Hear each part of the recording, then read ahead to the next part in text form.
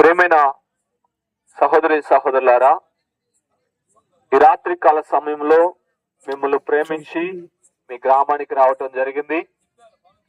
ఈ రాత్రి కాల సమయంలో కొన్ని నిమిషాలు యేసుక్రీస్తు ప్రభువారిని గూర్చి మీతో పంచుకోవాలని మేము వచ్చి ఉన్నాం.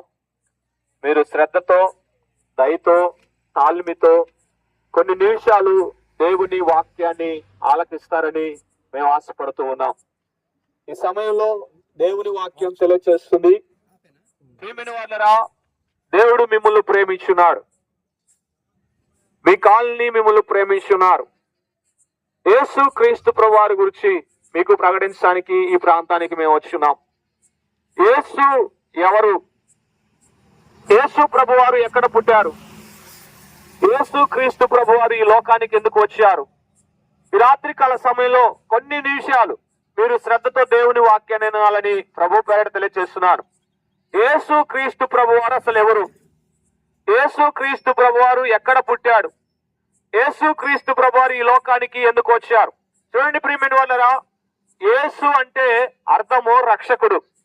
యేసు క్రీస్తు ప్రభువారు ఎక్కడ పుట్టారంటే పెద్ద ఆసియా ప్రపంచానికి నడిబొడ్డులో ఉన్న యెరూషలేము పట్టణము దగ్గర చిన్న బెత్లెహేము గ్రామములో మధ్యధార సముద్రము దగ్గర ఆయన పుట్టి ఉన్నారు. ఆయన కన్య గర్భమునందు ఆయన పుట్టి ఉన్నారు.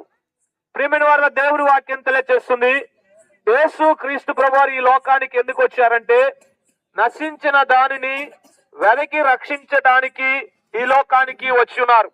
ఇంతకు ఎందుకు ఎవరు నశించిపోయారని మనం చూసినట్లయితే ప్రతి ఒక్కరు కూడా పాపములో, శాపములో పట్టబడి ఉన్నారు. ఇంతకీ రక్షకుడు ఎవరికి అవసరం, ఎందుకు అవసరం అని మనం చూస్తే చూడండి, ఒక వ్యక్తికి బురదలో జారి పడ్డాడా, లేకపోతే ఒక గుంతలో పడ్డాడా, గుంతలో పడ్డప్పుడు ఆ వ్యక్తి అయా మమ్మల్ని రక్షించండి, మమ్మల్ని రక్షించమని కేకలు వేస్తాడు. అలాగే ఒక వ్యక్తి చూడండి ప్రియమైన వాళ్ళరా, మంటలో ఉన్నట్లయితే అయ్యా ఈ మంటల నుంచి మమ్మల్ని కాపాడండి, కాపాడండి అని కేకలు వేస్తారు. మరి కొంతమంది ఈత రాక లేకపోతే ప్రమాదంలో, ప్రయాణంలో పడిపోయినప్పుడు మమ్మల్ని కాపాడండి, కాపాడండి, కాపాడని కేకలు వేస్తారు. మనిషి జీవితము ప్రియమైన వాళ్ళరా ప్రమాదంలో పడిపోయింది. మనుషులందరూ కూడా పాపంలో పడిపోయారు. ఏ భేదము లేదు, అందరూ పాపము చేసి దేవుడు అనుగ్రహించి మహిమను పొందలేకపోతున్నారు.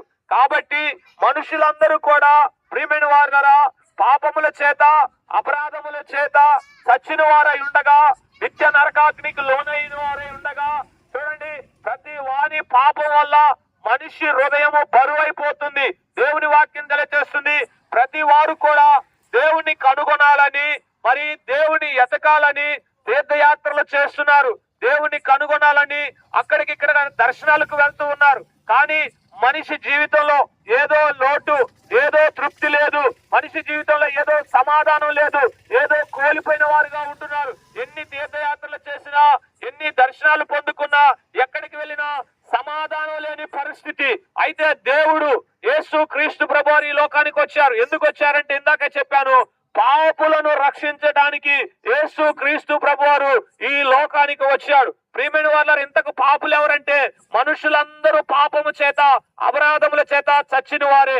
దేవుని వాక్య ప్రకారం మనం చూస్తే ఏ భేదము లేదు, అందరూ పాపం చేశారు. ప్రియమైన వాళ్ళ కులం లేదు, మతం లేదు, జాతి లేదు, వర్గం లేదు, వర్ణతీతాలు లేవు, అందరూ పాపం చేశారు. నోటి ద్వారానో, చూపు ద్వారానో, కళ్ళ ద్వారానో, తలంపుల ద్వారానో నానా రకాలుగా మనుషులు పాపం చేస్తూనే ఉన్నారు. పాపం చేస్తూనే పాపంలోనే బ్రతుకుతున్నారు.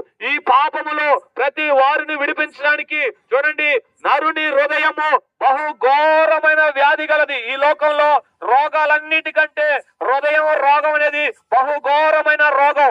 ఆ రోగంలో మనం చూసినట్లయితే అసూయ ఉంటది, ఆ రోగంలో మనం చూసినట్లయితే కోపం ఉంటది, ఆ రోగంలో మనం చూసినట్లయితే మత్సరం ఉంటుంది, ఆ రోగంలో మనం చూసినట్లయితే నరహత్యాలు ఉంటాయి, వ్యభిచారాలు ఉంటాయి, త్రాగుబోతనాలు ఉంటాయి, మత్సరాలు ఉంటాయి, అబద్ధాలు ఉంటాయి, బూతులు ఉంటాయి. చూడండి ప్రియమైన వాళ్ళ జాగ్రత్త ఉంటుంది. ఇవన్నీ కూడా మనుష్యుని హృదయంలో పుట్టే పాపాలే.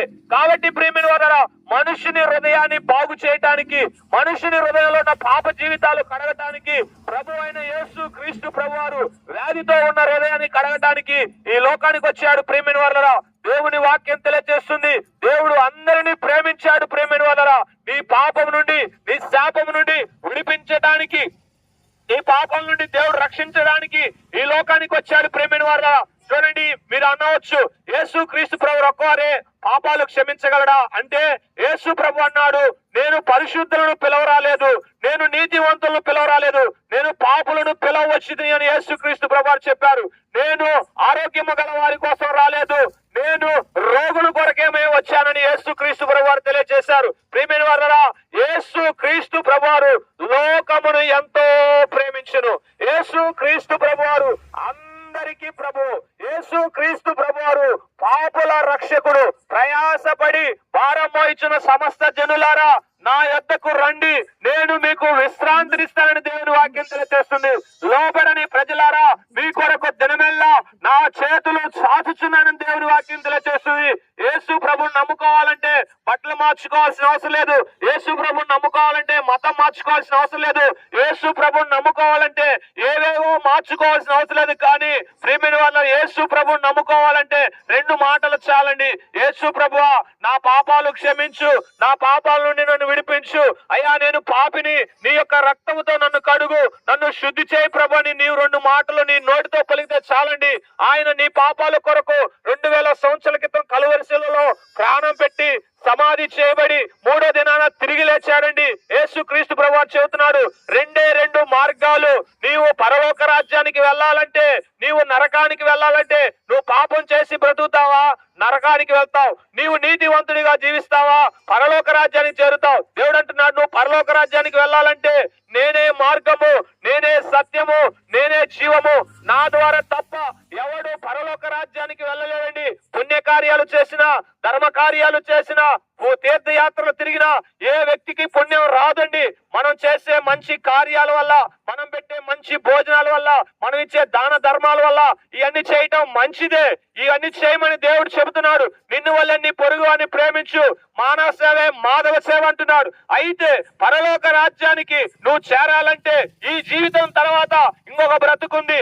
ఆ బ్రతుకు ఒకటి నరకము, 2వది మరణము. ఇక్కడ మనం ఉండగానే మనం ప్లాన్ చేసుకుంటాం. చూడండి, మనం ముసల టయానికి రాకముందే మనం ఇన్సూరెన్స్లు కట్టుకుంటాం. ఏదైనా ప్రమాదం జరుగుతుందని ప్రమాద బీమాలు మనం కట్టుకుంటా ఉంటాం.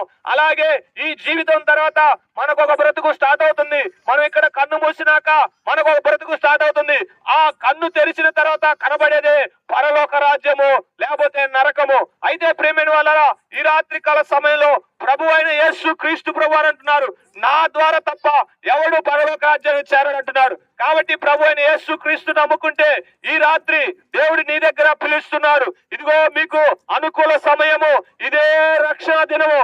కాబట్టి ఈ యొక్క అనుకూల సమయాన్ని, ఈ రక్షణ సమయాన్ని మీరు నిర్లక్ష్యం చేయకుండా 2 మాటలు, ప్రభువా ఇదిగో నా పాపాలు క్షమించు, నేను పాపిని, నా యొక్క పాపాలు నా నోటితో, నా హృదయంతో నేను ఒప్పుకుంటున్నాను, నన్ను నీ కుమారుడిగా, నీ కుమార్తెగా నన్ను స్వీకరించు ప్రభుని ఎక్కడైతే నువ్వు నిలబడి ప్రార్థన చేస్తావో ఆయన ఎత్తుకొచ్చి వారిని ఆయన ఎంత మాత్రము త్రోసివేసే దేవుడు కాదు. ప్రేమైన వారరా, కులం చూడు, మతం చూడు, గోత్రం చూడు, నేను పాపిని, నా పాపాలు మాత్రమే క్షమించు ప్రభువా, నన్ను నీ రక్తంలో కడుగు నాయనా, నన్ను నీ బిడ్డగా మార్చుకో, పరలోక రాజ్యానికి వారసుడిగా చేయమని చాలు.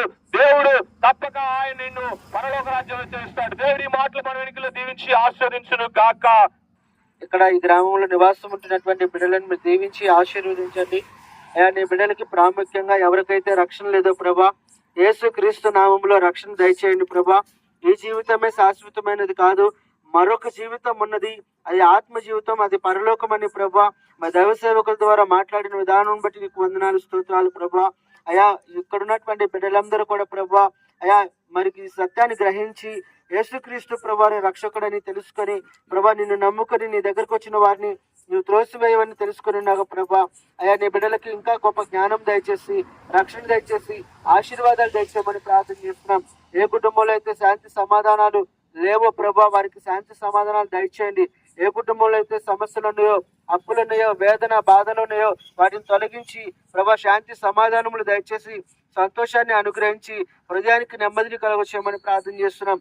ప్రాముఖ్యంగా ప్రతి కుటుంబంలో రక్షణ దయచేయండి, ప్రతి కుటుంబాన్ని ఆశీర్వదించమని చెప్పిన వాక్యమును నీ బిడ్డల హృదయాల్లో నీరు కట్టి ఫలింపు చేయమని ఈ గ్రామంలో ఉన్న ప్రతి ఒక్కరిని నీ వారసులుగా నీ బిడ్డలుగా చేర్చుకొని నీ దివ్యమైన పరలోక రాజ్యంలో చేర్చుకొని ఆశీర్వదించమని సర్వాధికారం కలిగిన యేసుక్రీస్తు నామంలో ప్రార్థించి అడిగి వేడుకొనిచున్నాము తండ్రి. ఆమేన్. ఈ ప్రాంతాన్ని దేవుడు ఎంతగానో ప్రేమించి